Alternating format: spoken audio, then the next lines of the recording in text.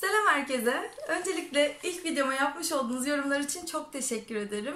Desteğiniz beni o kadar motive etti ki yeni videoları beklediğimden de hızlı bir şekilde sizlerle paylaşmaya karar verdim. Bu yüzden ikinci videomla karşınızdayım. Bugün biraz beslenme düzeni ve sağlıklı yaşam hakkında sohbet edelim istiyorum. Hemen bir kahve yaptım, geldim kameranın karşısına. İlk videoya kıyasla tabii biraz daha rahatlamış hissediyorum. O yüzden daha az panikle bu videoyu tamamlayacağımı düşünüyorum. İlk videomda da bahsetmiş olduğum o yeni rutinlerimden biri beslenme düzene sokmak üzerineydi. Benim için amacına ulaşmış bir yaşam sürdürebilmenin temel koşulu fiziksel, duygusal ve ruhsal olarak sağlıklı, zinde bir hayat sürdürebilmek.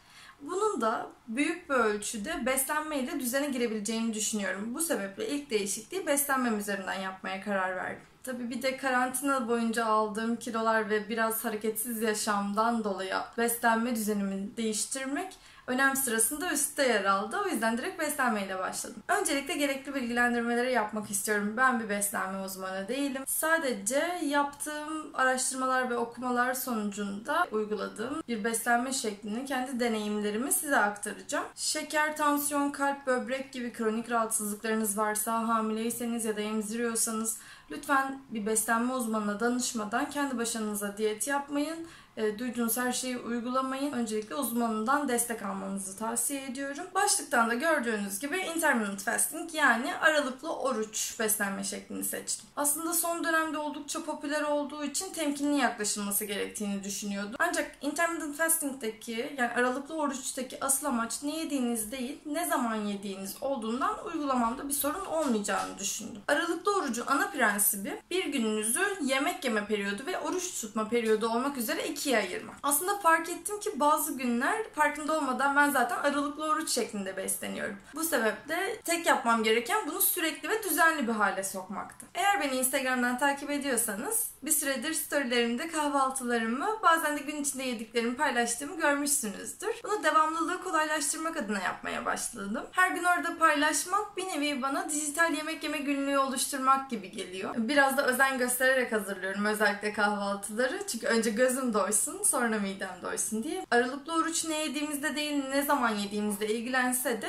dengeli ve sağlıklı beslenmeye çalışıyorum. Bu süreçte neler yediğimi görmek isterseniz beni Instagram'dan da takip edebilirsiniz. Akşam 6'dan sonra bir şey yenmemesi gerektiği beslenme önerileriyle ilgili çok fazla duyduğumuz bir tavsiye olabilir. İşte o tavsiyedeki mantık son öğünle birlikte başlayan midedeki sindirim ile uyku arasında bir boşluk yaratmak ve vücudu uykuya hazırlamaktır. Aralıklı orucun da amacı bununla benzer bir yöntem olan vücudu belli bir süre aç bırakıp bu sırada insülin seviyesini düşürüp yağ yakımını gerçekleştirerek kilo kaybı sağlamak. Böylece vücudumuz uyku esnasında açlığın da etkisiyle glikoz yerine yağ asitlerini enerji olarak kullanmayı seçiyor ve yağ yakımını gerçekleştiriyor. Ayrıca kilo vermek için uykunun önemli olmasının bir diğer sebebi de uyku esnasında salgılanan büyüme hormonu. Bu sebeple son öğününüzle uyku arasında saat farkı bırakmaya özen gösterin. Aynı zamanda iyi bir uyku düzeni aralıklı oruçtaki en önemli tamamlayıcı unsurlardan biri. Bu yüzden aralıklı oruçtan daha fazla verim alabilmek için uyku düzeninizi oruç periyoduna göre ayarlarsanız ya da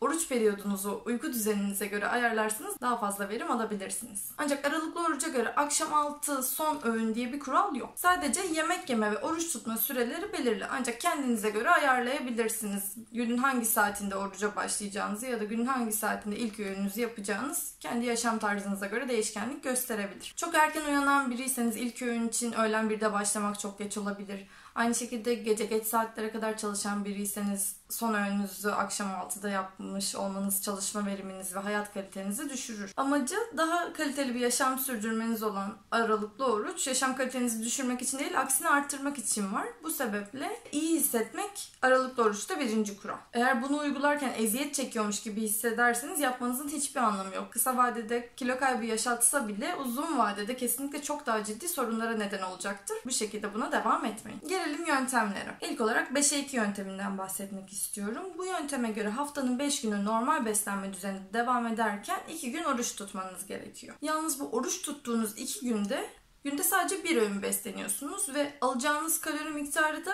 günlük almanız gerekenin %20'si civarında. Yani oldukça az bir kaloriyle geçiriyorsunuz o günü. Tabii ki su, soda gibi kalorisiz içecekler içmek serbest. Ama dediğim gibi çok az bir kaloriyle günü geçirmeniz gerekiyor. 2 gün ard arda olmak zorunda değil. Hangi gün olacağını yine kendiniz belirliyorsunuz. Yine de bana uzun vadede uygulanabilir gelmedi. Bunu denemeyi düşünmüyorum. İkinci yöntem ise günün belli aralıklarında yiyip belli aralığında oruç tutma yöntemi. Bu yöntemde kendi arasında 3'e ayrılıyor. Bunlardan ilki 16'ya 8 yöntemi. Yani gün içinde 16 saat oruç tutuyorsunuz. Geri kalan 8 saatte ise günlük almanız gereken kalori miktarını, besin miktarını alıyorsunuz. Diğer bir yöntem 18'e 6. Bu sefer oruç süresi 2 saat daha uzuyor. 18 saat açlık yaratıp geri kalan 6 saatte gün içinde almanız gereken kalori miktarını alıyorsunuz. Öğünlerinizi 6 saat içinde yapıyorsunuz. Bir diğer yöntem 20'ye 4. Başlamak için uygun olduğunu hiç düşünmüyorum. Çünkü 20 saat açlık, geriye kalan 4 saatte, yani tüm beslenme ihtiyacınızı o 4 saatte yapıyorsunuz. Bu genelde tek öğün yapılıyor. Yani çok ileri seviye olduğunu düşünüyorum. Bunu da şu an uygulayabileceğimi zannetmiyorum. Bu arada hemen belirteyim. Oruç periyodundayken kalori içermeyen içecekler tüketebilirsiniz. Çünkü dehidrasyona uğramamak için, işte hücrelerinizin, vücudunuzun susuz kalmaması için bol bol sıvı tüketimi şart.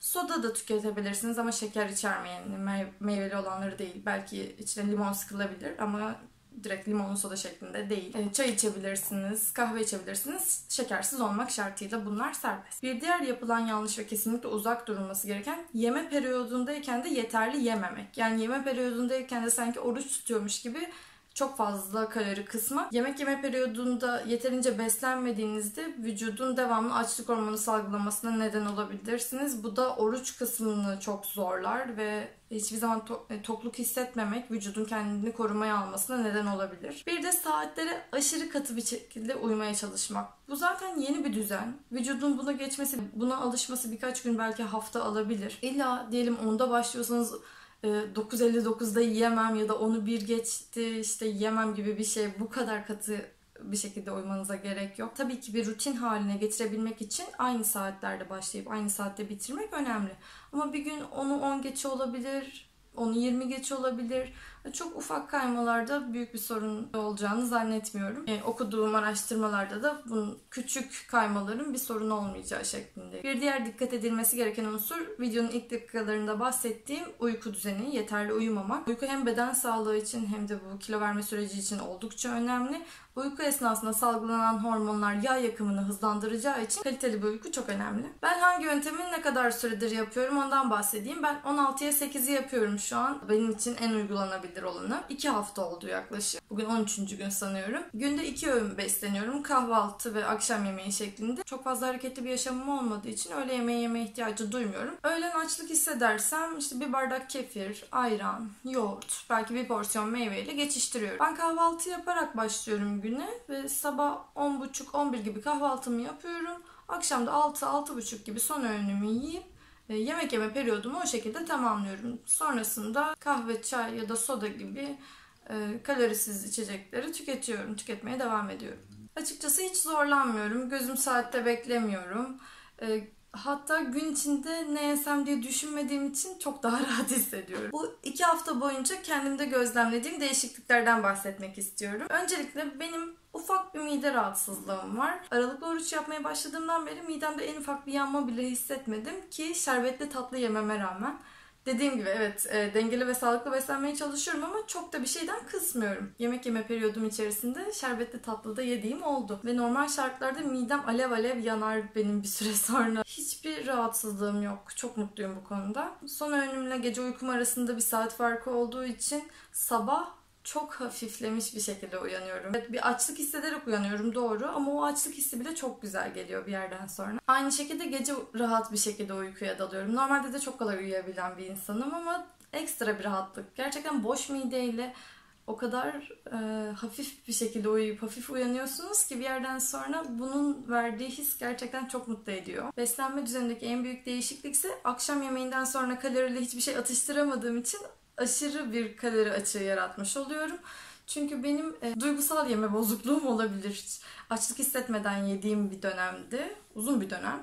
Bütün karantina boyunca neredeyse o şekilde yedim. Açlık hissettiğimde önce su içip biraz beklemeyi öğrendim. Çünkü onun gerçekten açlık mı yoksa duygusal açlık mı olduğunu ayırt edebilmek için su çok güzel bir yöntem. Bu sayede açlık hissetmediğim halde tüketmiş olduğum kalorileri de kesmiş oldum. Ve en çok merak edilen şey bu beslenme şekliyle ilgili olan, evet, kilo verdim. Ben zaten çok yüksek bir kiloda değildim. Sadece karantina döneminde normalimden fazla kilo aldım. Vücudumun alışmış olduğu kilonun üstüne çıktım. Ve bu kilo çok da vücuduma yerleşmediği için bence kolay bir şekilde verdim. Normalime yaklaşmak biraz kolay oldu diyebilirim. Aralıklı orucunda buna faydasının olduğunu düşünüyorum. Çünkü başka bir şey yapmadım. Ekstra bir diyet uygulamadım.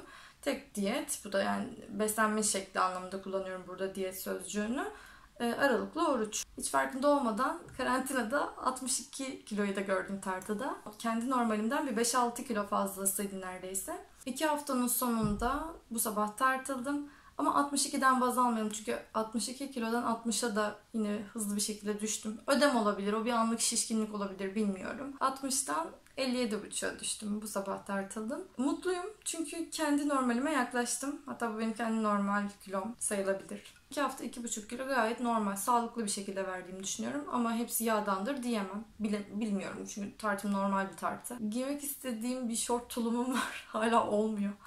Benim için hedef o. Eğer ona girebilirsem eski normalime döndüm demektir. Bakalım, göreceğiz. Ben bu aralıklı orucu beslenme şekli olarak ömür boyu sürdürebildiğim kadar sürdürmek istiyorum. Çünkü kilodan ziyade o sabah güzel uyanmak, gece midemin hiç ağrımaması beni çok daha mutlu etti. Bu yüzden bunu uygulamaya devam etmeyi düşünüyorum. Evet, benim gözlemlediğim değişimler bunlardı.